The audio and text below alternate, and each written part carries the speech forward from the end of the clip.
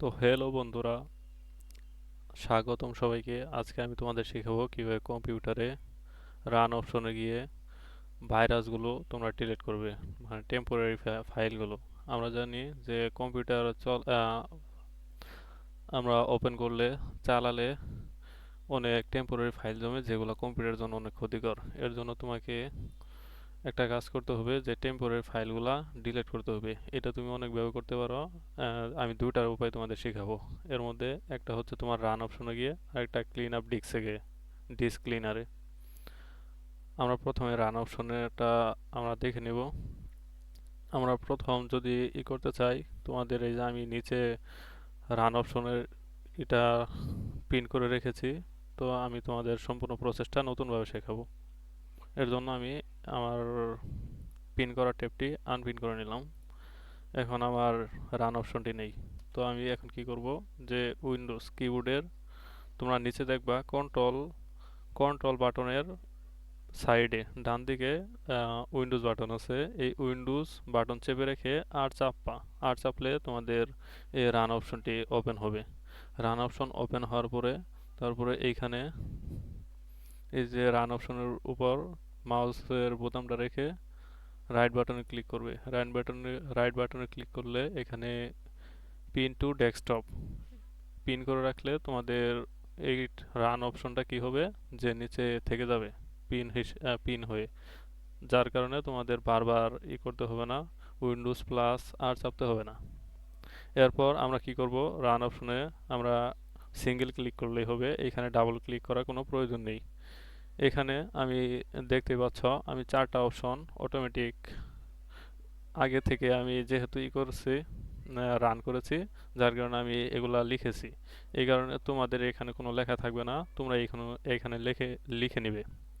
প্রথমে লিখবে টিইএমপি, টেম্প লেখার পরে আমি লিখি টিইএমপি। টেম্প লেখার পরে তুমি এখানে ওকে করবে। ওকে ওকে দেওয়ার পরে এখানে তোমার সব ফাইলগুলো সিলেক্ট করতে হবে। সব ফাইল সিলেক্ট করার জন্য তোমাদের একটা এইভাবে তোমরা সিলেক্ট করতে পারবে না। কন্ট্রোল ধরে তারপরে মাউস দিয়ে একটি একটি করে ক্লিক করে এইভাবে সিলেক্ট করতে পারবে। তোমরা এগুলো না করে সরাসরি কন্ট্রোল প্লাস বাটন চাপবে। বাটন চাপলে তোমাদের সম্পূর্ণ সিলেক্ট হয়ে যাবে। এরপর আমাদের এগুলো ডিলিট করতে হবে। ডিলিট করার জন্য আমাদের এই যে উপরে ডিলিট বোতাম দেখতে পাচ্ছ, অথবা কিবোর্ডেও দেখতে পাবে ডিলিট বোতাম।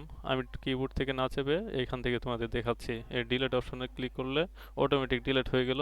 আর কিছু টেম্পোরারি ফাইল এভাবে রয়ে যাবে অনেকের কম্পিউটারে, এগুলো কোনো সমস্যা নেই।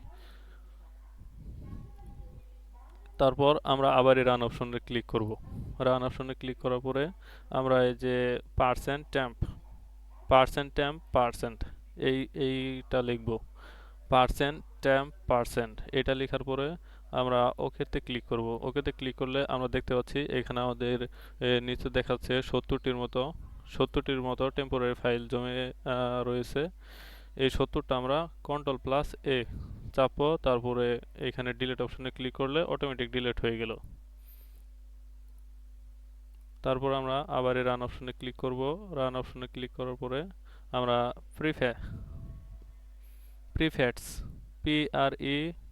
PREFETCH এটা লিখব। লেখার পরে আমরা ওকেতে ক্লিক করব।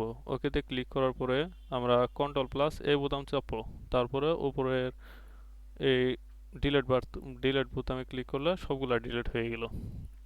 এরপর আমাদের কথা হচ্ছে যে আমরা যে এই রান অপশনে গিয়ে সবগুলা ডিলিট করলাম, সম্পূর্ণ কি ডিলিট হয়েছে? না, আমাদের সম্পূর্ণ ডিলিট হয়নি। আমাদের আবার রিসাইকেল বিনে যেয়ে ডিলিট করতে হবে। তো এই যে রিসাইকেল বিন, এইটা হচ্ছে রিসাইকেল বিন। তোমাদের কম্পিউটারে, সবার কম্পিউটারে দেখবে দিস পিসির নিচে রিসাইকেল বিন থাকবে। আর যদি না থাকে তাহলে সার্চ অপশনে গিয়ে রিসাইকেল বিন সার্চ করবে। তো রিসাইকেল বিনের উপর ডাবল ক্লিক করলে দেখবে তোমাদের এই যে এখানে যে টেম্পোরারি ফাইলগুলো ডিলিট করলে এইগুলা ইনু রয়ে গেছে সম্পূর্ণ। আমি তোমাদের দেখাচ্ছি, এই যে অনেক ফাইল, প্রায় 146টির মতো আইটেম। তো আমি এখানে রিসাইকেল বিনের উপর মাউসের বাটনটি রেখে তারপর আমি রাইট বাটনে ক্লিক করব। এরপরে ইমটি রিসাইকেল বিন, তার মানে এমটি, আমি পুরোটাই খালি করতে যাচ্ছি। এমটি রিসাইকেল বিনে ক্লিক করে তারপরে ইয়েস বোতামে ক্লিক করে দেব। দেখবো আমাদের রিসাইকেল বিনে আর কোনো ফাইল নেই। তো বন্ধুরা, এটা ছিল আমাদের প্রথম প্রসেস। আমার দ্বিতীয় প্রসেসটা এই যে দেখাবো।